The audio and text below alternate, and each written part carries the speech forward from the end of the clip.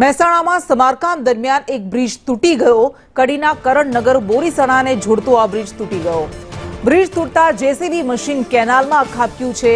મશીનથી દૂર હોવાથી ડ્રાઈવરનો આબાદ બચાવ થયો છે. તો આ મોટા સમાચાર મળી રહ્યા છે. મહેસાણામાં કડીના કરણનગર અને બોરીસણાને જોડતા આ બ્રિજનું સમારકામ ચાલી રહ્યું હતું અને તે સમયે બ્રિજ તૂટી ગયો, જેથી જેસીબી મશીન એક કેનાલમાં ખાબક્યું હતું. મશીનથી દૂર હોવાથી ડ્રાઈવરનો આબાદ બચાવ થયો છે. આ ઘટના સામે આવી છે. એટલે તમે કલ્પના કરી શકો છો, જ્યારે સમારકામ થઈ રહ્યું હતું ત્યારે આ બ્રિજ તૂટી ગયો તો આ કેટલી મોટી દુર્ઘટના સર્જાઈ શકે.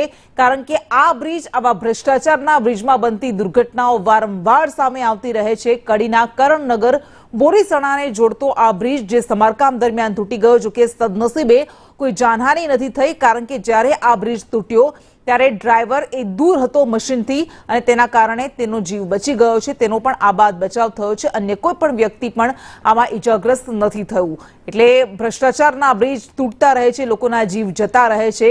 સમારકામ ચાલી રહ્યું હતું એટલે આ બ્રિજ બંધ હતો અને સમારકામ ચાલી રહ્યું હતું તે સમયે જ બ્રિજ તૂટી ગયો હતો. ઘટના એ હતી કે અમારે ડિમોલેશનનું થોડું કામ ચાલુ હતું અને ગટર ડેમેજ હતા.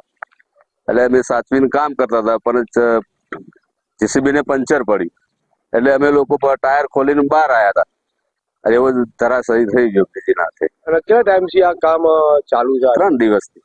3 દિવસથી ચાલુ કર્યું. કયા ગામથી કયા ગામનો જોડતો આ બ્રિજ છે? બોરીસણાથી કરણનગર. કોઈને ઈજા થઈ હોય? કોઈની ઈજા નથી થઈ સાહેબ.